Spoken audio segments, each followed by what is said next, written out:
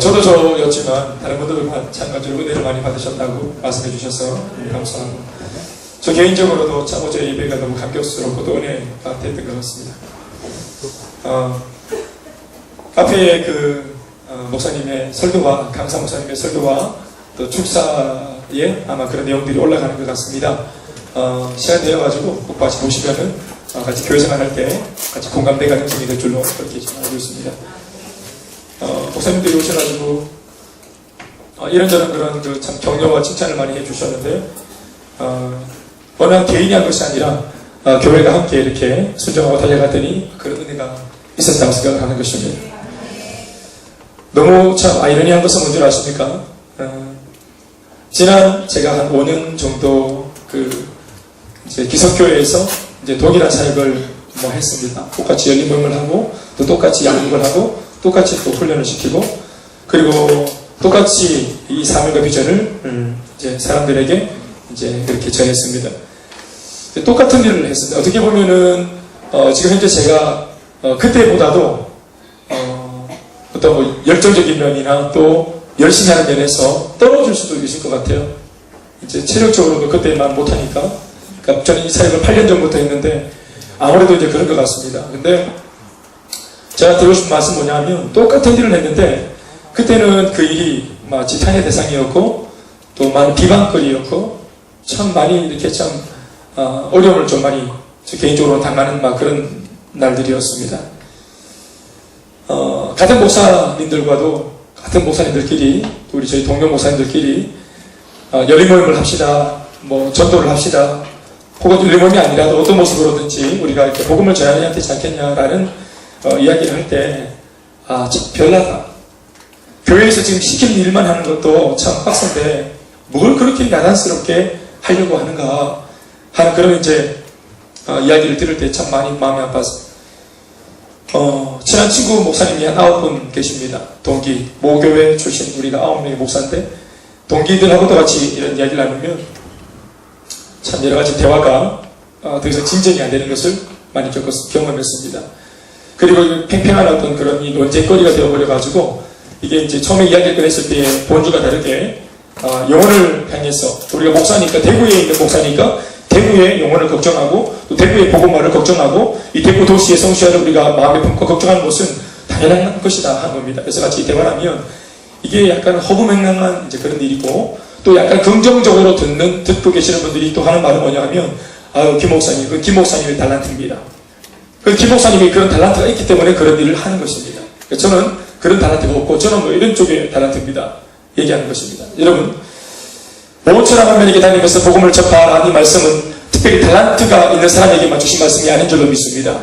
땅끝까지 이르는데 지기를 데려가신 말씀은 특정한 사람들에게 주신 말씀이 아닌 줄로 믿습니다. 모든 민족을 제자 삼으라 하신 말씀은 예수 믿는 모든 사람들에게 주신 말씀인 줄로 믿습니다. 특정한 사람이 받는 말씀이 아닙니다, 여러분. 예수를 믿는 모든 사람들이 내가 사랑하고 내 목숨을 건져주신 나의 구원자이신 그 생명의 주님으로부터 우리가 마음을 크게 열고 주구장창 2000년 넘게 끊임없이 한 구절의 말씀을 반복해서 강조하고 계시는 그 주님의 음성에 우리 귀만 열린다면, 그리고 우리가 하고자만 한다면 하나님께서 성경에 약속하신 수많은 하나님의 기적과 표적과 이적들을 우리 가운데 붙여주실 줄로 믿습니다.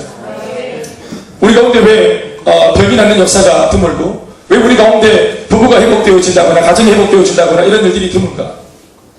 저는 말이죠, 예수를 믿으면서도 예수를 믿지 않는 사람하고 집이 없는 그런 삶을, 처참한 삶을 사는 사람들을 많이 봤습니다. 제가 부목사로 있는 동안 또 청년으로 있는 동안에도 상당히 많이 본 겁니다. 예수를 믿으면서도 그렇게 처참한 삶 속에서 허덕이고 살아가는 것, 그리고 성도들이 하는 말이 미안한 표현입니다만 대부분 거짓말이다. 무슨 말인가 하면 삶의 내용을 들어보면 간지나다는 거예요. 그 얘기를 할 때마다 눈물을 흘리면서 얘기합니다. 자기 남편에 대해서, 변화되지 않고 바뀌지 않는 내 가정에 대해서, 부모님으로부터 받았던 어떤 그런 상처에 대해서 끈질기게 얘기합니다. 그런 얘기를 할 때 펑펑 울면서 얘기를 해요. 그래서 그 마음을 받아가지고, 그래, 집사님 같이 기도하자고 마음을 나누고 같이 기도를 하자고 이렇게 하면은 돌아오는 주일날 그분을 이렇게 보잖아요. 그러면 설교 시간 내내 그분이 잡습니다. 끊임없이 졸고, 그리고 금요 기도 시간에 나오셔가지고 말씀 시간에 졸고 말씀 끝나고 난 뒤에 목사님이 이제 기도하자고 요청하면 또 기도할 때도 기도하는 둥 마는 둥 그렇게 계속 깊은 수면 속에서 깨어나지 못하는 거예요. 그리고 누구보다도 빨리 일어나가지고 자리를 털고 집으로 들어가는 겁니다. 그리고는 다음날 만나면 또 다른 모임으로 이렇게 만남을 가지면 소그룹에서 또 울면서 지난주에 있던 그 너뚜리를 또 하는 겁니다. 내가 그것을 한 6개월 정도 본 분도 계세요.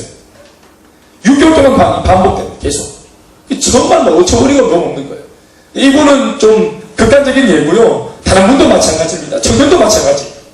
현재 자신의 삶은 너무 어렵고 가난하고 스펙도 없고 자녀가 두렵고 그래서 목사님 기도해달라고 자기도 기도할 거라고 기도 안 하는 것입니다.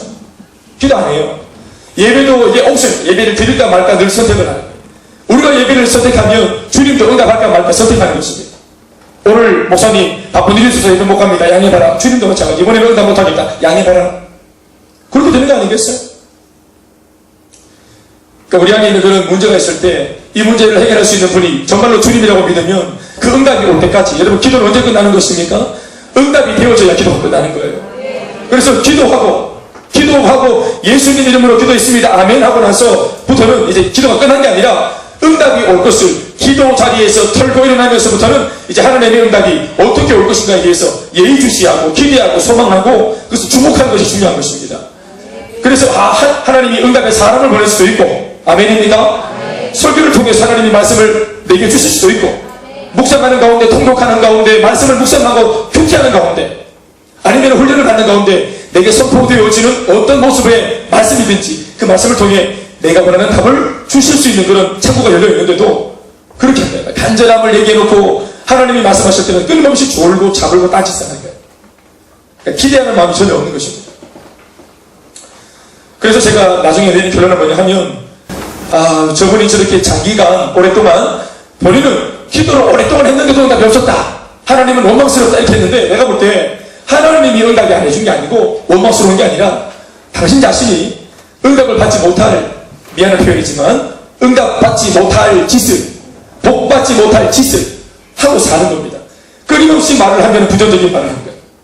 끊임없이 말을 하면은 남들이 아무리 도전을 주고 아무리 간정을 해도 아유 좋겠습니다 이렇게 넘기는 거예요. 절대로 도전받지 않아요. 니 돈 굵습니다. 아이고 니 발톱 굵습니다. 이러고 막 넘기는 거예요. 여러분 하나님의 말씀을 들을 때 아브라함의 이야기를 들을 때 모세 이야기를 들을 때 예수를 만나 인생을 바꾼 사람들의 이야기를 들을 때 사랑하는 여러분 도전받기를 주 이름으로 축원합니다. 여러분들의 마음속에 전율이 있기를 바랍니다. 오늘 우리 유만상 집사님의 간증이 뭘 말합니까? 바로 패러다임의 변화를 말하는 겁니다. 제일 쉽게 말합니다. 자기 개통 철학, 자기의 생각, 또 20년 운전수로서 또 교통통신원으로서 가지고 있었던 나의 많은 경험들 이 많은 경험과 다르게 말하는 그런 교회 지도자의 말 그 속에 괴리감. 그러나 여러분 우리가 순종을 한다고 하는 것은 내 삶의 어느 한 부분만 순종하는 것이 아니라 내 삶의 모든 전력을 주님 앞에 내어놓고 말씀을 따라 살아가는 것입니다. 우리가 원하는 것은 월화수목금토까지는 나의 삶이고 주일은 이제 교회 가야 되니까 다른 가면 또 다른 보이스 또 다른 목소리 다른 톤 다른 표정 이런 가면을 쓰는 것이 아니라 월화수목금토주일 모두가 다 주님의 날인 줄로 믿고 내 모든 삶의 영역에 주님을 주인으로 인정하며 살아가는 신앙생활이 되어야 될 줄 믿습니다. 왜냐하면 하나님이 살아계시니까. 사랑하는 여러분 안타까운 마음으로 여러분들에게 이 마음을 오늘 이 시간에 전할 수밖에 없어 전하는 것은 사랑하는 여러분 이제껏 내 삶을 종먹고 있던 이 어두움이 서글픔이 울면서 누군가에게 말을 해야 될 정도로 아픈 나의 상처와 아픈 과거를 더 이상 오늘 여기까지 끌고 왔다면 내일의 능선으로 넘어갈 때는 오늘의 모든 고통과 저주와 아픔을 여기다가 다 씹어버려야 됩니다. 여기다가 다 뿌리고 다 풀고 다 쏟아놓고 내 몸뚱아리 하나 이제 오늘의 능선을 넘어 내일로 넘어가야 되는 것입니다. 이걸 자꾸 질퍽거리면서 끌고 다니면서 그렇게 해서는 안 되는 것입니다. 내 인생의 유일한 문제는 결국은 주님이 없어서 그런 것입니다. 사랑하는 여러분 다른 대안이 없는데도 왜 그렇게 고집을 부리는 우리인지 모르겠습니다. 우리는 아무런 대안이 없는 40년을 내가 주인되어 살아왔고 50년을 내가 판단하고 선택해 살아왔지 않습니까? 내가 운전한 나의 인생이었지 않습니까? 10대, 20대, 30대 내가 결정한 나의 배우자 내가 아이를 낳고 내가 결정해서 아이를 원하는 그런 학교에 넣고 공부를 시키고 내가 원하는 그런 집을 옮겨다니면서 살고 내가 원하는 자동차를 사서 사고 내가 원하는 옷을 입고 내가 원하는 밥을 먹고 내 평생 내가 주인되어 제가 결정하고 살아왔어요. 그런데 왜 인생이 행복하지 않나요? 왜 내가 주인 되어서 내가 좋아하는 것만, 어떤 아무 돈이 많든 적든 그 1,000원으로 살 수 있는 것 중에서 제일 좋은 것을 사. 점심을 먹을 때 내가 가지고 있는 2,000원밖에 없지만 2,000원으로 먹을 수 있는 것 중에서 내가 원하는 가장 좋은 것을 우리가 선택해서 먹는 거 아니겠어요? 밥 먹을 때 메뉴 고를 때 겸손하게 고를 필요 있습니까?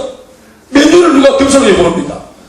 내가 있는 돈으로 내가 원하는 걸 사서 그러니까 모든 것을 내가 결정했다는 말은 선택할 수 있는 여지에서 그 당시 내가 가장 최상의 것을, 그 당시 내가 할 수 있는 내가 가장 좋아하는 것을 선택해서 좋은 것만 먹고 좋은 것만 입고 왔음에도 불구하고 왜 우리 인생은 이렇게 피폐하고 왜 행복하지 않나요? 여러분, 인생의 지혜는 뭐냐 하면 내가 인생의 완벽한 운전수가 아니라는 사실을 빨리 하루라도 빨리 깨닫는 것입니다. 나를 지으신 분에게 인생의 운전대를 넘길 때 하루라도 빨리 넘기는 것이 그 인생의 지혜입니다. 인생을 버는 것입니다. 방황의 기간을 좁히는 것입니다. 오늘 여러분, 이러한 우리 안에 그런 구태에 의한 구시대적이고 실패와 패배에 번복이 되어 있는 채로 고집부리고 있는 패러다임이 있다면 이 패러다임에 전환이 있기를 주의 이름으로 축원합니다. 오늘 여러분, 이러한 이야기가 말씀 속에 나오고 있습니다. 18절 말씀 보시면 1단에 한 무리들이 예수님에게 와서 뭔가 책 잡을 일을 찾다가 책 잡을 일을 찾은 겁니다. 그래서 보라는 듯이 뒷담화를 가는 게 아니라 정면으로 나타나서 예수님 앞에 당당하게 예수님의 잘못된 가르침에 대해서 딱 책망을 합니다. 18절 말씀이 그것입니다. 시작. 요한의 제자들과 바리새인들이 금식하고 있는지라 사람들이 예수께 와서 말하되 요한의 제자들과 바리새인의 제자들은 금식하는데 어찌하여 예수님 당신의 제자들은 금식하지 않으니까 베드로 계속 막 그냥 고등어도 먹고 있고 계속 막 쌀밥 먹고 왜 그렇게 자꾸 그렇게 하냐, 뭐 이렇게 말하는 것이겠습니다. 당시에 바리새인들은 율법에 의해서 일주일에 2-3번씩 금식을 밥 먹듯이 했습니다. 그리고 사람들이 많이 다니는 길거리에 서서 손을 높이 들고 큰 소리로 내가 기도하고 있다, 지금 나 지금 기도하고 있거든, 나 지금 기도하고 있고 내 신앙 정말 좋거든, 기도 안 하는 너하고 난 달라 하는 그런 것을 보이기 위해 사람들이 많이 다니는 저작거리에서 손을 높이 들고 그렇게 보라는 듯이 쇼를 하면서 기도를 했단 말이에요. 보이기 위해서, 유세하기 위해서. 금식을 하는 것도 여러분, 금식을 아무도 모르게 하는 건데 왜 이렇게 많은 사람들이 알고 있을까요? 나 금식한다고 이걸 다 써붙이는 겁니다. 지금 금식 중, 팻말이 이만한 그냥 금식 중이라고. 신앙이 억수로 지금 좋아지고 레벨이 막 올라가고 있는 중이라고. 나 건들지 말라. 밥 막 퍼먹고 살 뒤룩뒤룩 찌고 있는 너만 배우다가 그러고 이러면서 금식을 하는 것을 자랑을 하고 이러고 다니는 것이에요. 그게 많은 사람들이 아는 것이겠죠. 우리는 여러분 냉정하게 평가를 할 때 이러한 금식을 혹은 이러한 금식과 같은 유의 행위를 종교생활이라고 해야 되는 것입니다. 종교생활. 그래서 왜 예수님 당신의 제자들은 금식하지 않는가? 왜 이런 율법에 근거한 규례를 지키지 않는가? 한 것입니다. 사랑하는 여러분, 이것은 오늘 우리들이 하는 질문과 또 매우 흡사한 질문들입니다.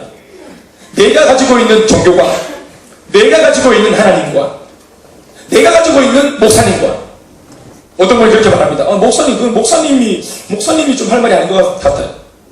자, 그러면 목사님이 어떤 말을 해야 되죠, 여러분? 그거는 셀리드가 할 말이 아닌 것 같아요. 셀리드가 어디서부터 어디까지 말해야 되는지 다 알고 계십니까? 어디 백과사전이 있습니까? 사람은 그런 게 아니죠. 중요한 게 뭔지 아세요? 관계입니다. 관계. 엄마, 아빠가 여러분 어디서부터 어디까지 자식에게 말을 해야 됩니까?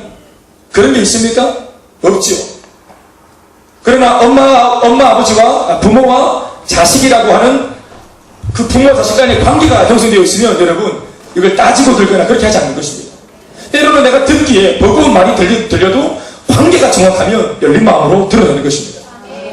예수님이 아무리 가르치셨지만 오늘 일단의 무리들은 예수님을 자신의 구원자로, 메시아로, 내게 생명의 말씀을 주시는 분으로 그들은 듣지 않았습니다. 이걸 하나의 정보로, 이것을 하나의 지식으로, 내가 가지고 있는 지식과 예수님이 가지고 있는 지식을 대등하게 견주어 한번 생각해보자 하는 것입니다. 사랑하는 여러분, 사람을 지은 창조주입니다. 제가 이번에 어느 한 분과 열린 마음을 하면서 이분이 저렇게 소개해준 분의 말에 의하면 굉장히 뭐 논리적이고 지적이고 또 이성적이다. 또 만나봤더니 베스트인 본인도 저한테 말하기를 저는 이 성경을 읽어봤는데 동의가 안 된다, 이 성경의 내용이. 이렇게 하더라고요. 그래서 제가 첫날 열림음을 열 때 어떻게 얘기를 했냐면 말씀을 바로 안 들어가고 제가 사람들의 가정들을 쭉 얘기했습니다. 사람들이 한평생 가지고 있었던 우리 어머님들 같은 경우에는 한 50년의 한 친정에서 친정 부모님으로부터 받았던 상처가 한 20년. 그래서 이 상처를 보상받기 위해 남편을 만나서 탈출이다! 소생도 탈출했는데 덧박스 환경이 들어가가지고 또 그분과 살면서 30년의 한, 또 50년의 한이 첩첩이 쌓이가. 그래 아무리 옆에서 잘 되더라고 말해도 50년을 상처로 살았기 때문에 아무런 기대감이 없는 거라. 이제 살 날이 얼마나 많겠노. 인지 회복된들 몇 년을 내가 호강하고 살겠노. 인지 그냥 사는 게지. 그래서 그렇게 잘 살 수 있다고 말하면 니나 그렇게 사세요. 이렇게 막. 이제는 이제 끝나서 끝물입니다. 사랑하는 여러분, 그거 아닙니다. 그러니까 그렇게 이제 상처들이 많은데 이것이 어떻게 이순신 장군의 이야기 아니고 세종대왕의 이야기도 아니고 우리나라 수많은 그런 위인들 안중근 의사나 윤봉길 의사나 김구수 선생님의 이야기나 이런 위인들의 이야기를 들어도 도무지 변하지 않는 우리 안의 상처가 2000년 전 예수님의 이야기 33살 사형수로 신성모독죄 군중성동죄로 죽었어. 그렇게 그런 죄로 십자가에 달려가지고 비참하게 죽은 사형수 이야기를 들었는데 어떻게 그 상처가 고쳐줄 수 있어요? 내 아버지를 향한 분노가, 내 어머니를 향한 미움이, 어떤 당사자를, 어떤 타인을 향한 나의 분노가, 증오가 어떻게 여러분 예수님의 이야기 성경책을 하나 읽었다고 넣어가지고 눈물을 쏟고 바뀔 수 있단 말이에요. 이게 논리로, 이게 이성으로 가능한 겁니까? 여러분 이것을 논리와 이성으로 굳이 말한다면 이렇게 사람이 바뀌는 것을 설명 안 되는 이런 일들이 일어나는 것을 보니 하나님은 살아계신다라고 말하는 것이 논리적인 것입니다. 저는 미국을 가보지 않았지만 미국이 있다고 믿습니다. 저는 러시아가 다 없는 줄 알았는데 한번 가봤잖아요. 한번 가봐. 왜? 레닌그라드 가보셨어요? 레닌그라드 붉은 광장 안 빨개 빨간 줄 아셨죠? 바다 하얘요. 건물 한 몇 개가 빨간지. 옛날에 비해서 사람을 죽이고 막 그랬잖아요. 피를 이제 많이 흘린다 그래서 붉은 광장에 이런 분 있는데 그런 거예요. 가만히 있더라고. 많은 사람들이 갔다 와가지고 스페인이 있더라, 스페인에 마드리드가 있더라, 에펠탑이 있습니다, 여러분. 파리에. 나는 못 가봤지만 먼저 갔다 온 사람들이 많은 얘기 들려주죠. 내가 못 갔다 그래서 피켓을 들고 여권을 찍어주는 시청 앞에서 이게 막 사기꾼이라고 모두 속이는 것이라고 이렇게 피켓 들고 다니면서 나라는 각성하라고 이렇게 하면은 바로 정신병에 잡혀갈 거예요. 나만 아직까지 경험을 못한 거예요. 많은 사람들이 하나님을 만나 인생을 바꾸고 변화받았습니다. 아직 나는 못 만난 것 뿐이지. 아직은 내가 모르는 것 뿐입니다. 그 존재가 없는 것이 아니라 여러분 나만 똑똑할까요? 나만 배웠습니까? 우리 여기 있는 사람 다 배웠죠. 우리 여기 무식해서 지금 예수 믿고 있습니까? 아니지. 정말로 하늘의 지혜를 가지고 똑똑하기 때문에 예수를 믿고 있는 겁니다. 정말로 난 사람이 예수를 믿는 겁니다. 예수 아무나 믿는 게 아니기 때문에. 여러분 이걸 딱 보고 가치를, 성경을 딱 읽어보고 가치를 모르지요? 가치를 모르는 사람은 죽었다 깨어나도 못 믿습니다. 그러나 가치를 알 수 있는 그런 하늘의 지혜가 있으면 이게 눈에 막 들어오는 것입니다. 그리고 그렇게 되어져서 예수를 믿게 되어서 나타난 결과가 뭐냐를 물어봐야 되겠지. 열매가 뭐냐? 우울했던 사람들이 건강해지고 고통스러웠던 사람들이 또 회복되어지고 다투고 싸움이 늘 삶의 전부였던 사람들이 용서하고 화해하는 일들이 일어나니 이건 얼마나 멋진 하늘의 지혜입니까? 이렇게 귀한 것이기 때문에 여러분 감추어져 있고 봉인되어 있는 것입니다. 왜 믿음이 필요합니까? 눈에 주님이 안 보이기 때문에 믿음이 필요한 것입니다. 그분이 귀에 안 들리기 때문에 믿음이 필요한 것입니다. 천국 가게 되면 믿음도 이런 게 소망도 필요 없습니다. 믿음의 자체이신 분을 만나실 거기 때문에. 우리가 많은 질문을 합니다. 왜 그렇게 해야 됩니까? 왜 이렇게 하지 않습니까? 사랑하는 여러분, 예수님께서 말씀하십니다. 19절 말씀에 예수께서 그들에게 이르시되 혼인집 손님들이 신랑과 함께 있을 때에 금식할 수 있느냐? 신랑과 함께 있을 동안에는 금식할 수 없느니라. 다 같이 할렐루야. 네. 여러분, 주님이 하신 말씀이 뭡니까? 지금 너희들이, 자, 보십시오. 금식을 왜 합니까? 금식은 자기 자신을 죽이는 행위입니다. 금식은 단시간 빨리 나의 주장을 관철시키기 위해서 자기 몸을 자해하면서까지 상대방에게 내 의견을 피력하는 행동이 아니라, 이 신앙적인 금식의 의미는 단식 투쟁과 다른 것입니다. 내가 금식을 하는 것은 내 육이 살아있을 때, 그래서 하나님의 말씀이 들리지 않고 또 하나님의 말씀을 접했으나 내 삶이 조금째 따라가지 못할 때, 욕심이, 욕정이, 정욕이, 내 안에 불안한 마음이, 아무리 말씀을 들어도 내 마음의 두려움이 그대로 있고, 용서의 은혜를 받아도 말씀을 들어도 내 스스로가 나를 용서하지 못하는 육이 가득할 때, 그때 우리가 금식을 하면서, 음식을 우리가 딱 거절하면서 내 육을 죽여가는 것입니다. 그래서 육을 딱 죽이고 영을 살리기 위해서, 그래서 영이 더 살아나서 하나님의 영성을 잘 들을 수 있도록 금식을 하는 줄로 믿습니다.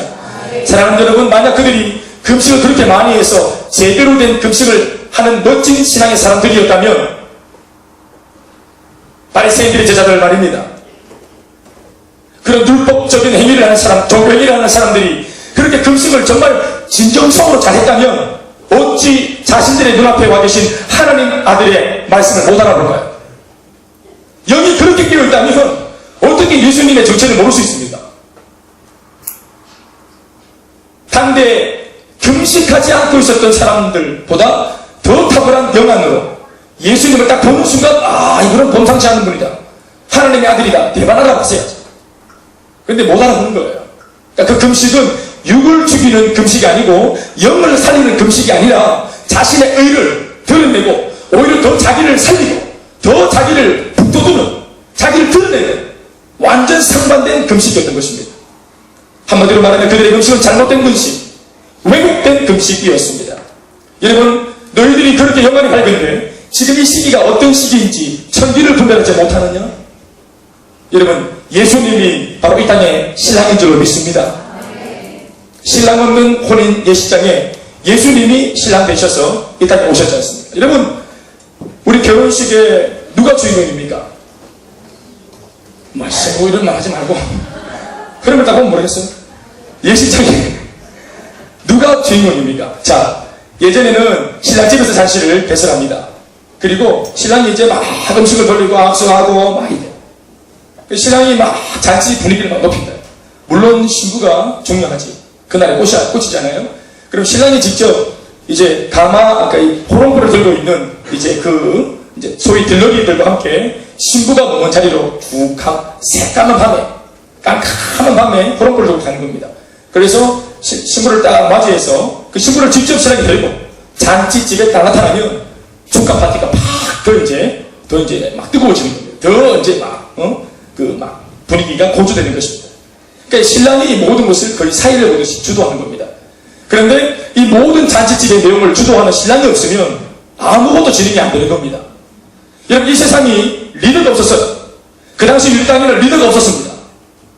그 당시 유대 땅에는 지도자가 없었습니다. 참된 길로 인도하는 지도자가. 모두가 다 조상직이었지요. 그때 신랑 대신 예수님이 딱 등장할 때 비로소 주님 때문에 병이 낫고 귀신이 떠나가고 사람들이 회복되어지는 일들이 있었습니다. 그러니 이 날은, 예수님이 계신 이 날은 혼인집 잔치날인 줄로 믿습니다. 혼인집 잔치집이 따로 있는 게 아니라 예수님이 계신 곳이 바로 잔치집인 것입니다. 그래서 신랑이 있는 동안 손님들은 모두가 음식을 먹고 기뻐하지 누가 금식을 하는가? 무슨 말입니까? 내가 너희와 함께 말씀을 전하고 너희들에게 기적을 보이고 복음을 전해주는 신랑인 나로부터 너희들이 가이드를 받아서 하나님 앞에 서게 되는 이 놀라운 시기는 바로 주의 은혜의 해요, 바로 복음의 때면 구원의 날이다. 이게 가장 멋진 잔치자리다. 이게 하이라이트다. 오늘 마음껏 즐겨라. 마음껏 즐기라는 말이 뭡니까? 마음껏 주님의 말씀을 먹고 마시고 마음껏 변화되고 마음껏 회복되어지고 마음껏 새로워지라는 것입니다. 이럴 때 여러분 옹졸하게 막 수마가 있고 할 필요 없습니다. 예수님이 오셔서 다 나오라, 수고하고 무거운 짐진자들 다 나오라 하시면 그때 아멘 하며 두 손 들고 나가면 회복되는 것이 있습니다. 우리 인생이 아무리 초상집 같다 할지라도 신랑 대신 주님 앞에 오면 잔치집이 되는 것입니다. 내 인생이 잔치집이 되는 것입니다. 저는 여러분 25년 전에 예수님 만나서 지금까지 우리 집이 내 인생이 잔치날입니다. 언제나 좋은 날 부패입니다. 예수님 만나서 지금 동지훈 자매님 어떻습니까? 행복하지. 짠 것 같지 않습니까? 선미자매 교회 다시 오셔서 신앙 회복하면서 어땠어요? 마음이 어때요? 잔칫날? 짠 것 같지요? 짠 것 같으니까 아멘도 안 하네. 할렐루야. 오늘 울먹울먹하면서 기도했던 이찬이 어떻게 인생이 어때요? 지금 인생이 어떻습니까? 말할 것도 없어요. 뭘 물어봐 다 알고 묻는 거예요. 잔칫날인 줄로 믿습니다. 옆에 사람에게 인사합시다. 신랑 되신 주님 때문에 당신의 인생이 잔칫날입니다. 김미가 한번 답 시작. 여러분 이사야 58장을 보시면 이사야 58장에 보면 하나님께서 익히 금식을 하라고 이렇게 말씀을 적어놨습니다. 여러분 이 말씀이 어떻게 오해를 할 만한 말씀인지 모르겠어요. 이런 말씀을 들었음에도 불구하고 그들은 육체적인 아주 그냥 세속적인 금식을 했어요. 여러분 이 말씀을 한번 들어보시죠. 58장 3절부터의 말씀이에요. 시작. 우리가 금식하되 어찌하여 주께서 보지 아니하시오니 우리가 마음을 괴롭게 하지 아니하며 어찌하여 주께서 알아주지 아니하시나이까. 보라 너희가 금식하는 날에 오락을 구하며 온갖 일을 시키는도다. 보라 너희가 금식하면서 분쟁하며 다투며 악한 주먹으로 치는도다. 너희가 오늘 금식하는 것은 너희의 목소리를 상달하게 하려는 것이 아니니라. 이것이 어찌 내가 기뻐하는 금식이 되겠으며 이것이 어찌 사람이 자기의 마음을 괴롭게 하는 날이 되겠느냐. 그의 머리를 갈대같이 숙이고 굵은 배와 재를 펴는 것을 어찌 금식이라 하겠으며 여호와께 연락될 날이라 하겠느냐. 너희들 겉으로는 금식한다 하면서 남들에게 공갈치고 사기치고 네 맘대로 살고 삶의 내용은 개차반인데 어찌 종교적인 행위를 한다 그랬어. 그것이 신앙이라고 말하느냐. 이런 세속적인 신앙의 모습 때문에 오늘날 교회와 그리스도인들이 욕을 얻어먹고 있는 것입니다. 진정성이 없는. 여러분 어제 우리가 예배를 드렸죠. 새성전이전 감사 예배. 이거 여러분 하나의 의식입니다. 집들이입니다.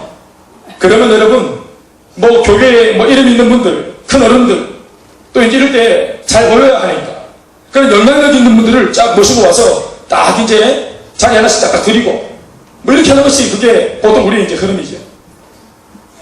그런데 여러분 어제 우리 어떻게 했냐면 예배는 우리 교회는 대한예수교 합동측 교회입니다. 근데 설교는 통합측 교회 목사님 오셔서 설교를 하셨습니다.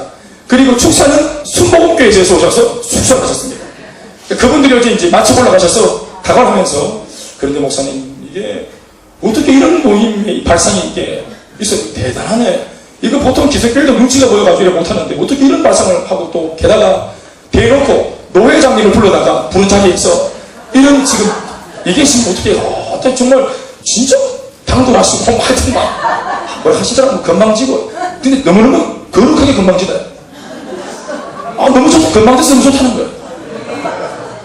뭐 이런 거 안 가지고 뭐 진짜 무식하든지 아니면 정말 뭐 진짜 깨어있든지 둘 중에 하나인데 저도 들으면서 욕인지 칭찬인지 그러니까 그런 그 연출 뭐 사람의 뭐 어떤 그런 연출 대고 하는 그런 것이 우리의 관심이 아니기 때문에 그렇습니다. 그리고 저희가 어제 드린 그 예배의 폼이 사실은 문제가 되려면 문제가 될 수 있습니다. 이 중에서 뭔가 발부하고 문제를 삼고 그러나 여러분 어제 하나님 함께 하셨죠? 네. 그것입니다. 네. 그래서 전통과 제도가 중요하지 않은 것은 아니지만 거기에 매여 있는 것은 우리 스스로가 무덤을 파는 것입니다. 여러분 기도할 수 있습니다. 왜 전통과 제도 속에서 꼭 교회를 가야만 기도한다고 생각하십니까? 새벽기도? 여러분 새벽기도가 뭔데요? 골방의 개념이에요. 아무도 찾지 않는. 왜 새벽에 기도합니까? 조용할 때 아무도 나에게 방해하지 않는 나 혼자만 깨어있는 그 시간. 그래서 찾다 보니 시간대가 새벽이 된 겁니다. 그럼 여러분 누구한테는 새벽이 밤 12시일 수도 있고 정오일 수도 있고 그런 거 아니겠습니까? 중요한 것은 뭐 하는 겁니까? 기도를 하는 것이 중요한 줄 믿습니다. 예배를 드리고 주님 만나는 것이 중요한 줄 믿습니다. 형식은 여러분 언제나 바뀔 수 있습니다. 껍데기 본질을 싸고 있는 껍데기는, 포장지는 얼마든지 바뀔 수 있는 겁니다. 그러나 본질은 바뀌면 안 되는 것이. 그러니까 오늘 이 친구들이 하는 말이 뭡니까? 금시, 행위, 종교적인 행위. 그렇게 말하는 그 사람에게 물어봐야 됩니다. 금식을 왜 안 합니까? 금식을 왜 해야 되지 않겠습니까? 막 할 때 이렇게 물어봐야 됩니다. 이렇게 쳐다보고 있다가 행복하십니까? 물어봐야 됩니다. 불교하다고 막 석가모니 그래서 막 할 때 이렇게 그러면 논쟁하지 말고 두고 보고 계시면서 있다가 그분이 한숨 돌릴 때 행복하십니까? 이렇게 물어봐야 돼요. 그 석가모니 때문에 행복하냐 이 말이에요. 그 알라 때문에 집에 알라가 잘 자고 집에 알라가 평안하냐 이 말이에요. 가정의 고조적인 문제, 경제적인 문제, 삶에 대한 압박, 그것이 내가 가지고 있는 철학을 통해서 해결받고 있는 실존적인 해결받고 있나요? 내게 여기다 가면 거니와 내게 있는 나사렛 예수 그리스도의 이름으로 명하는 모든 가책들을 떠나갈 치여다 할 때 실존적인 문제가 떠나가는 것입니다. 사람이 바뀐다. 참으로 사람이. 교인들에게 그런 말을 듣는 겁니다. 목사님 너무 행복합니다. 행복하다고 말하라고 제가 조인트를 까거나 한 적이 없습니다. 본인이 방 못탔어요 지금. 행복하다고 말을 해. 겸임자매한테 제가 오다가 딱 간증은 그렇게 쓰면 안 되고 이렇게 해서 이렇게 딱 쓰라고. 내가 알기로는 저분이 혼자 집에 앉아가지고 막 기도하면서 쓴 걸로 알고 있습니다. 병이 형제가 뭐 도와주거나 난 그러지 않다고 생각하는데 그런 저분이 과거의 삶과 지금의 삶을 그렇게 달라졌다고 말하면서 그 변환점, 그 터닝 포인트가 예수를 제대로 만났을 때라고 말하면 저는 그것이 정답이라고 믿는 것입니다. 제가 어떻게 알겠습니까? 본인들이 행복하다고 말하니까 행복한 줄 아는 것이. 어제 우리 치영수 형제가 고모님들하고 고모부하고 어제 축하하고 오셨다가 아유 교회가 참 너무 좋은 것 같다고. 제 말이 아닙니다 여러분. 그렇다고 난리가 났다고 이렇게 문자가 딱 왔더라고요. 치영수 형제가 그렇게 말해달라고 부탁했겠어요? 제가 하는 말은 뭔 줄 아세요 여러분? 예수님이 함께 계시는 동안 혼인집이에요. 왜 금식해요? 왜 고통 가운데 계속 머물고 있어요? 왜 영적으로 굶주려서 삐쩍 돌아 종교 행위만 하면서 종교 행위는 죽자고 하고 교회는 죽자고 다니는데도 왜 응답이 없고 왜 죽은 신앙이고 왜 남들은 변화받고 간증을 하는데 왜 나는 그렇게 거기서 늘 구태의연하게 발못 잡힌 채로 심지어 어떤 사람은 20절째 예수를 믿어도 그러고 있는 사람이 있단 말입니다. 여러분 지금 혼인집입니다. 지금은 구원의 날이고 목마른 자, 돈 없는 자, 값없이 거저오라고 하신 주님의 음성이 있는 곳입니다. 주의 구원의 해입니다. 누구든지 주님께 나와 정직함으로 복음을 의지하고 예수님을 의지해서 내 심정을 토로하면 회복될 수 있다고 저는 믿습니다. 왜냐하면 여러분 다른 사람 말할 것도 없이 제가 그 출신이기 때문에 그래요. 저희 동생, 우리 아버지, 우리 어머니, 우리 할아버지, 우리 할머니 제가 그 증인이기 때문에 그래요. 제가 언제 한번 우리 어머니를 한번 제가 언제 한번 강진을 한번 시키고 싶은 마음이 뭐 있는데 니만 엄마가 있나 이런 말 없고 왜냐면 그분이 당사자이기 때문에 언제나 우리 부인들이 저한테 집을 얘기할 때 항상 보태서 하는 말이 있습니다. 구구들이 하시고 난 뒤에 항상 보태는 말이 뭐냐면 근데요 눈물 닦으면서 근데요 목사님 우리 남편은 안 될 거예요. 모두가 여러분 모두가 그랬습니다. 우리 남편은 안 될 것이라고 내 아이는 안 된다고 내 마누라는 지금 서무시장 가보다 가면서 그 쇼핑을 못 끊는다고 내 남편은 내 아이는 안 된다고 그랬습니다. 홈쇼핑을 하든지 뭐 못 끊는다 이거는 이 여자는 사랑하는 여러분 그렇죠. 누구도 못하지. 그래서 그분이 하시는 것입니다. 우리 교회 여러분 혼인집이죠. 하나님께서 이 은혜를 주셨습니다. 왜 여러분 굶주리고 계십니까? 왜 스스로 입을 봉하고 있습니까? 왜 스스로 입을 뒤집어 쓰고 빛 가운데 나오려고 하지 않습니까? 수많은 사람들이 양육을 통해서 훈련을 통해서 또 열린 모임을 통해서 복음을 전하다가 변화받았다고 말을 하는데 여러분 이거 꼭박해봐야 1년 반입니다. 적어보십시오. 100년 인생이 앞뒤가 80년 살고 90년 살고 1년과 혹은 1년 반을 내가 투자해서 내가 평생 들고 갈 본질과 내가 평생 들고 갈 어떤 그런 인생의 해답을 내가 찾을 수 있다고 말하는데, 또 찾았다고 말하는 사람들의 이야기를 들으면서 왜 그것을 투자하는 것이 그렇게 주저가 되고 두렵소? 이제 그 다른 방법이 없었지 않습니까? 저 같으면 여러분 군대 가다 생각하고 정말 딱 마음 먹고 정말로 저들 한번 배워보겠다.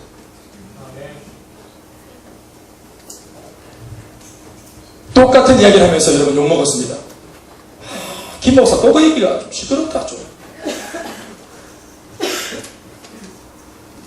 그런데 딱 얘기를 했더니 어제 우리 제주도에 오신 목사님이나 또 설교해 주셨던 목사님이 초면에 딱 만나서 얘기를 딱 했는데 나이가 60이요 50대고 저보다 훨씬 더 나이가 많으십니다.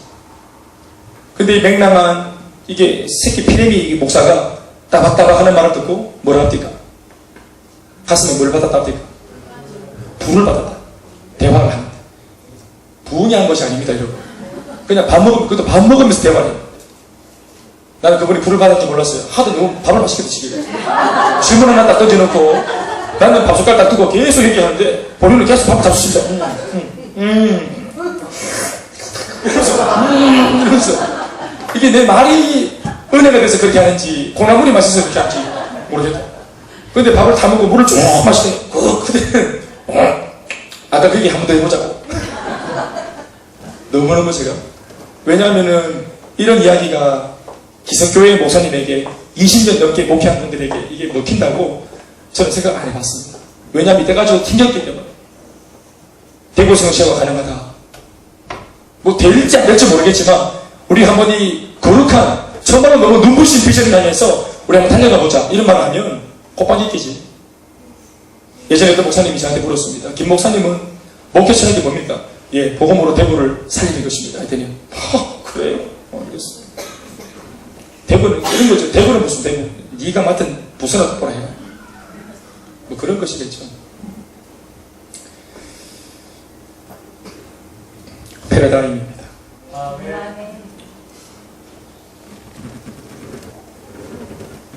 그 8년 전에 제가 딱 앉아서 훈련을 딱 받을 때 된다더라, 살 수 있다더라, 할 수 있다더라 이 복음을 딱 들었을 때 자존심이 싹 올라옵니다. 훈련을 받는 중에도 내가 낸데 싶은 마음이 올라옵니다. 저도 마찬가지. 제가 목사 3년차 때 훈련을 받았는데 내 생각, 내 경험들이 딱 그 잣대들이 딱 일어나서 가르침을 못 받게 합니다. 나도 열심히 그렇게 해왔는데 나도 내 나름대로 열심히 이렇게 내가 교회를 섬기고 왔는데 근데 뭘 저렇게 또 새삼스럽게 뭐 또 다른 게 있다고 하나 뭐 주님 그냥 믿고 그냥 이렇게 신앙생활하고 이렇게 하면 되는 거 아닌가? 정편일률적으로 뭐 특별한 게 있나? 저거 프로그램 아닌가? 그게 먹힐 수도 있고 안 먹힐 수도 있지. 이런 생각들이 있었죠. 그래서 제가 훈련받을 때 저도 그런 생각이 있었기 때문에 여러분들이 훈련받을 때 어떤 생각들을 하고 있을지 제가 대충 감지 합니다. 고민하고 갈등하시죠? 그 달리가 합니다. 제가 모르는 척 하죠? 몰라서 모르는 척 하는 것이 아닙니다. 자, 예를 들어서 이번 주에 딱 훈련을 받았어요. 그럼 제가 모른 척 합니다. 뭐 안 왔어요? 알겠습니다. 여러분 넘어간 줄 아십니까? 일주일 내내 똥줄 탔다 했잖아. 인제세 말이지만 저 혼자 왜 안 왔을까? 왜? 어쩐지 그 지난주에 눈빛이 좀 쌍맛이 가더니 지난주부터 조짐이 있었는데 무슨 영향을 받았지? 누구랑 무슨 얘기를 하는 거지? 가정에서 어떤 또 아픔이 있었을까? 그 내가 하는 말이 뭐냐면 예를 들어서 차수주 리더, 수주 리더 알아봐 좀 알아봐봐. 우리 찬식이 양육반 이번에 신청했어? 어떻게? 안 했어? 찬식이 잘 만나잖아요? 그럼 제가 찬식이 안녕? 뭐 양육반을 왜 안 하는 안 묻습니다 제가. 돌아가고 좀 저기 어떻게 했나? 원서 쓴다고 어쨌든가 지게 또 수준 다시 수주야. 이 문제를 다시 좀 이 수주를 넣어라. 그래가지고 이렇게 좀 해봐라. 어떻게 안 되나? 어느 날 아침에 목사님 찬식이가 양주보 소리 냈어요. 아, 할렐루야! 오, 아멘. 그랬지. 그래, 그래야 된다. 그래야 된다. 양주반 하잖아요. 집사람한테. 집사람 강사입니까? 여보, 그 형제 어떻더나 오늘 말씀 불림받아 어떻더나? 사람들, 그렇지. 내가 이렇게 잘 봤어. 응? 그래. 지금 조금 지르기 묻어있지만 닦아놓으면 많이 반짝거릴 거라. 때로는 오늘 무슨 조금 이렇게 고전에 있다가 그러냐고 같이 기도하죠. 같이 서로 마음을 나누고 속상하다. 때로는 둘이 말을 안 할 때도 있어요. 한 분이 딱 자빠졌을 때 둘이 서로 말 안 하는데 이 집사람 안에 둘이 서로 말하면 아픔이 되니까 서로 말 안 해. 뭐죠? 밥 먹자. 이런 문제. 밥도 안 넘어가야 된다. 그리고 어느 날 바람 쐬고 하는데 말도 없어 둘이. 바람만 들어야 되는가. 그러니까 서로 그분의 얘기를 지금 해야 될 타이밍인데 그분의 이름 석자를 못 내는 이유가 서로 가슴이 아파가지고. 그 집사람 잠 못 이루고 밤에 끙끙대는 밤에 끙끙끙끙. 여기 우리 셀 리더들을 두신 배우자들은 다 마찬가지겠지? 분명히 나는 남편으로 잘못한 것이 없는데 잘하고 지금 얼마나 잘하고 이경 자매가 밤새도록 끙끙하라 이러면서 영혼을 품었습니다. 영의 아비고 어미니까 다른 사람의 아픔이 내 아픔인 거예요. 그러니까 우리 가정만 나 한 사람만 행복하지 못하는 거예요. 여러분들 이 마음을 셀러가 보면은 100% 이 뭔지 아실 거예요. 그 사람이 웃을 때까지는 못 웃어. 그 사람이 행복하게 될 때까지는 이게 막 웃어도 웃는 게 아니라 행복해도 행복하게 아니에요. 마음은 항상 한 곳에 가요. 제 입장에서는 일주일 동안 휴가를 그렇게 간 적도 있었습니다. 휴가를 다니는데도 가고 싶은 데도 없고 뭐 의무적으로 어디 가긴 나서야 되는데 나서는데 어디 가야 될지 서로 목적지도 없이 나와가지고 집은 나서고 아파트 밖에 나와가지고 뭐 어디 가도 없고 강원도 오케이 이러고 가다가 또 딴 데 뭐 들어오면 또 식세고 목적이 사실은 뭐 계획이 없어서 그런 것도 있지만 사실은 계획을 쓰고 싶은 마음이 별로 없는 거예요. 그래서 제가 오늘 이번에 우리 성전이전 예배 때 주문 주제를 복음 전하는 것 외에는 소망이 없는 교회라고 적은 것이 뭐냐 하면 그렇게 기도를 해왔었거든요. 복음 전하는 것 외에는 소망이 없는 목사, 복음 전하는 것 외에는 기대할 것이 없는 목사. 그러니 그 목사한테 다른 것을 기대하면 여러분들이 실망을 하게 되는 겁니다. 목사님 이런 것도 하고 저런 것도 하고 막 그렇게 하시지만 사실 저는 그렇게 별 그런 데 관심이 별로 없는 거예요. 이번에 제가 초청을 하면서 전화를 했더니 어느 한 교회 집사님이 목사님 은둔생활 그만하시고 나오시라고. 나는 은둔생활 한 적이 없는데 나도 은둔생활 했대. 2년 9개월 동안 여기 박혀가지고 계속 그냥 막 양육하고 훈련만 했더니 자기가 볼 때는 은둔생활 했다는 것입니다. 저는 여러분 은둔생활 밝은 사람이 있잖아요. 저는 은둔생활 했는데 혼인집입니다 여러분. 지금 잔치 중입니다. 숟가락 다 들고 밥상으로 다 나누셔서 주님이 내미시는 말씀과 은혜 가운데 함께 뒹굴고 열심히 하나님을 찬양하고 함께 열심히 셀 모임에 몸을 쏟고 예배 드리고 하나님 마음껏 만나요. 춤을 추고 같이 환호를 하고 난 여러분들이 그럴 수 있겠다. 어제 오셨던 분들 중에서 그 설교자로 오셨던 경산 대명교회 목사님 따라 오셨던 청년들이 몇 명 있었던 모양입니다. 그 청년들이 나가면서 우리 지체들한테 그런 말을 했다는 것입니다. 와, 우리가 이게 뭐 한 수 가르쳐 주러 이제 온 것이 아니고 저는 이제 한 수 좀 배우겠다고 말씀을 드렸는데 그분들이 와서 하는 말이 야, 우리가 배울 게 많네 이 교회. 맞습니까? 제가 그렇게 들었는데 맞습니까? 네. 특히 예배가 너무 살아있네요. 왜냐면 어제 같은 또 예배는 우리만 있는 것이 아니라 또 다른 교회에 오신 분들이 있는데 얼마나 어색할 수 있겠어요 분위기가. 그런데도 어색할 수 있는 조건에서도 우리가 그냥 예배를 그냥 같이 이렇게 또 드렸을 때 하나님 은혜 주신 것처럼 예배가 살아있네. 그렇게 말씀을 하십니다. 그래서 그런 열정적인 예배 또 그런 이제 어떤 분위기가 이제 안 되는 교회가 참 많다는 것을 여러분들이 기억하셔야 합니다. 우리가 참 가지고 있는 이런 참 분위기는 참 하나님 은혜라고 생각하는 것입니다. 제가 오늘 보니까 빈자리가 좀 있는 것 같다 다시 봤더니 우리가 이번에 행사하면서 의자를 좀 많이 갖다 놨네. 6줄 이렇게 갖다 놨어요. 않아서 그래야 좀 그렇게 보이는구나 싶습니다. 비유자를 자꾸 놔둬야 앉게 되는 것입니다. 말씀을 맺겠습니다. 중요한 말씀을 제가 전하면서 마무리하겠습니다. 오늘 제목이 새 포도주는 새 부대에 했습니다. 그리고 새 포도주는 예수 그리스도를 말합니다. 새 포도주는 예수님의 가르침을 말합니다. 이전까지 들어보지 못했던 하늘의 교훈, 하나님의 아들만이 전할 수 있는 새 교훈, 바로 예수 그리스도, 그리고 예수 그리스도의 가르침, 그리고 예수님이 우리에게 주시는 사명, 이것이 새 포도주입니다. 그런데 이 새 포도주를 낡은 가죽 부대가 담으려 하면 이 포도주가 부어지면서 낡은 가죽 부대를 터뜨려서 포도주도 상하고 부대도 상할 것이다. 예수님이 하신 말씀입니다. 여러분, 금식 이야기를 하면서 왜 포도주와 부대 이야기를 주님이 그렇게 끌어내실까요?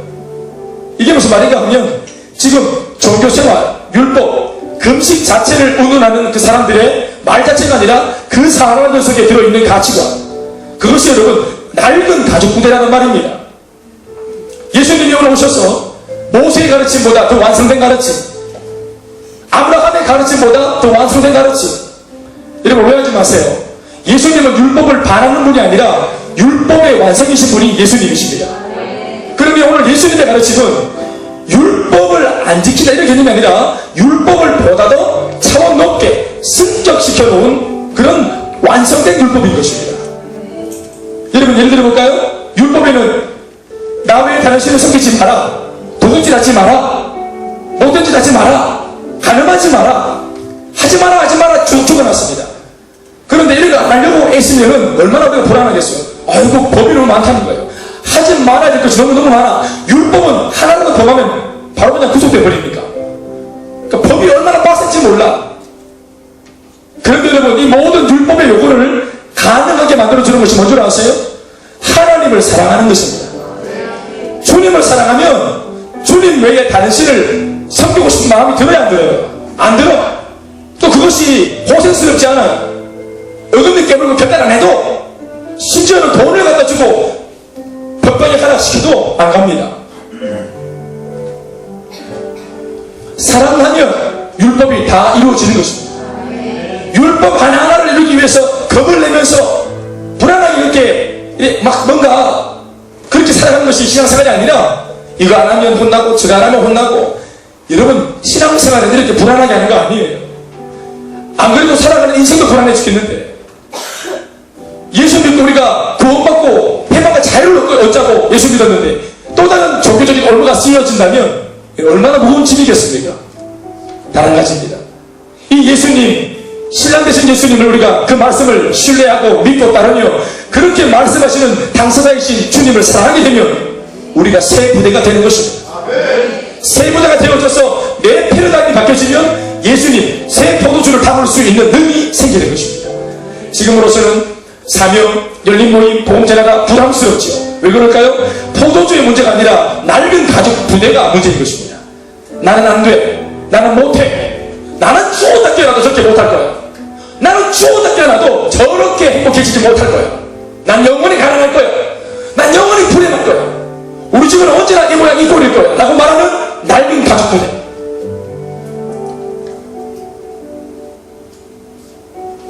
남들은 혼이집이라 말하지만 혼이집처럼 느껴지지 않는 내 낡은 사고방식, 패배주의식, 안 된다, 못한다, 할 수 없다, 불가능하다 라고 하는 부정적인 메시지에 붙들려 있는 침체된 내 삶. 그때 주님이 그 초상집에 오셔서 신랑 왔습니다 한 것입니다. 오늘 이 말씀이 여러분들의 그 낡은 부대를 새 가죽 부대로 만드는 은혜의 시간이 되길 바랍니다. 그러면 여러분이 사명, 성격, 비전, 이 모든 것이 내게 짐이 아니라 걸어가는 내 인생의 날개를 달아줄 것입니다. 얼마나 황홀해지는지 모르는 것입니다. 어제 오셨던 모사님이 60살인데 그분이 말씀하셨습니다. 여러분들의 교회는, 여러분들이 혹시 여러분들의 교회 가치를 아냐고, 여러분들은 지금 여러분들만 지금 이렇게 예배 드리면서 살고 있는 게 아니라 바다 건너 제주도를 살리고 있다고 말씀하시는 거 들으셨습니까? 그분이 너무 도움을 많이 받았다고. 10년 동안 묶여있던 논리 모임이 이번에 열렸다. 저희가 갔다 오면서 절대로 안 된다고 생각했던 것들이 배워졌대. 열린 모임 하는 당일날 그 목사님이 올라와가지고, 목사님, 제주도 지금 밖에 지금 장로님들하고 분위기가 심상치 않습니다. 이걸 연기하는 것이 어떨까요? 그 목사님이 화를 냈대죠. 지금 뭐 하는 소리야, 지금 부목사가 지금.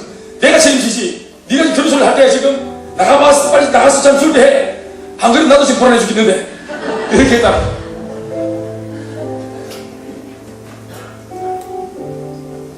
그래도 잘 됐다. 은혜롭게. 너무 감사합니다. 빚 갚는 마음으로 오셨다는 거예요. 더 놀란 게 뭔지 아세요? 인천이하고 제가 둘이서 오늘 여러분 제가 좀 프리하게 설교하고 있다는 걸 좀 감을 잡으셨습니까? 우리 오늘 이렇게 그냥 하나님께 마음 드립시다. 어제 그 제주 목사님을 모시고 이제 비행기를 태우러 모셔드리기 위해서 이제 그 대구공항 갔어요. 둘이 갔어요. 목사님도 이제 뭐라 하셨어요?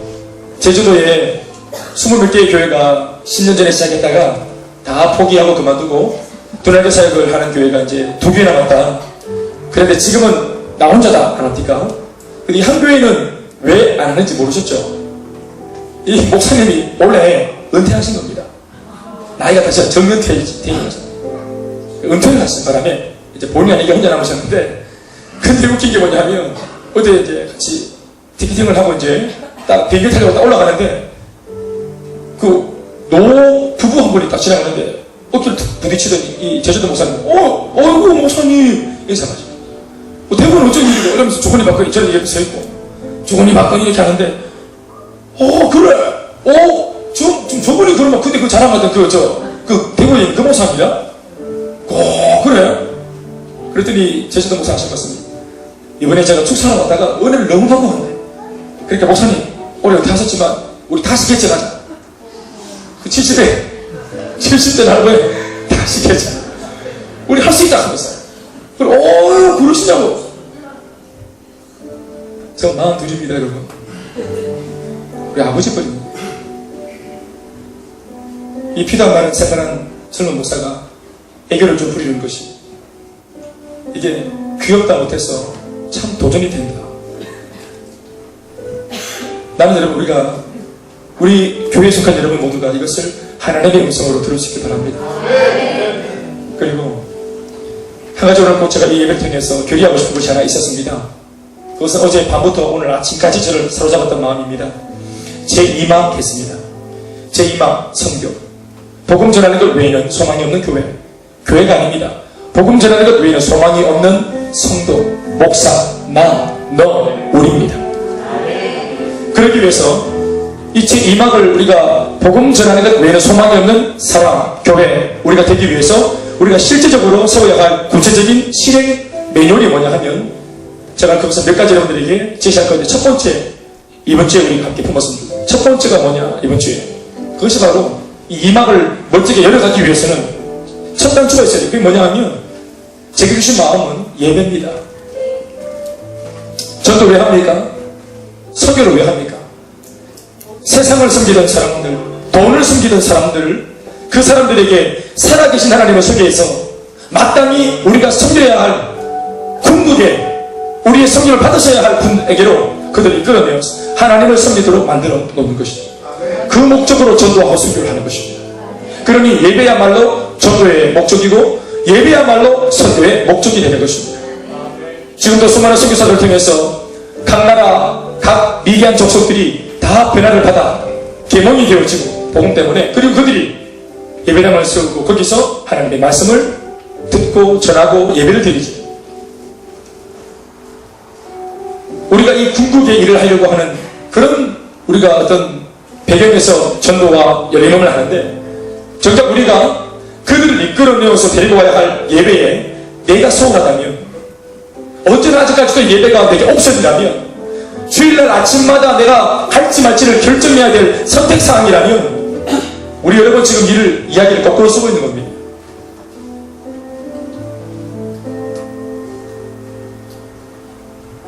소민이가 그런 말 하더라고요. 경일대학교 캠퍼스에서 자기보다 예수를 먼저 믿은 친구들, 심지어 목사님의 딸, 본인은 예수 믿은 지 이제 다음 달이 11월 달이 되면 이제 1년이 되는 겁니다. 수능 시일 때 저를 만났으니까. 이 친구가 캠퍼스를 복음을 전하자고 친구들한테 말을 하면 애들이 반응을 안 한다. 저한테 하는 말이, 목사님 이게 참 신기한 것 같아요. 목사님 이 비전은 정말로 이게 귀에 들었으나 모르는 건가 봐요. 당연하죠. 사랑하는 여러분, 혼인집입니다. 전도를 신바람나게, 선교를 아주 재미있게, 예배 시간에 주눅 들지 말고 옷들 다 펴고, 예, 그렇게 하고, 눌려가지고 고기도 못 들고 막 이렇게 하지 말고 딱 들고 자. 아버지 앞에 우리가 오늘 우리 마음을 드리는 시간이 예배 아니겠어요? 조상시대 모든 어두움들이 다 벗겨지는 예배가 되기를, 그리고 그 예배 속에서 어떤 한 주간의 어떤 살아가야 할 그런 한 주간치의 은혜를 공급하다 월화수목 금토의 삶을 능력 있게 살아가는 저와 여러분들이 다 되시기를 주님의 이름으로 축원합니다. 자, 다 같이 함께 기도합시다.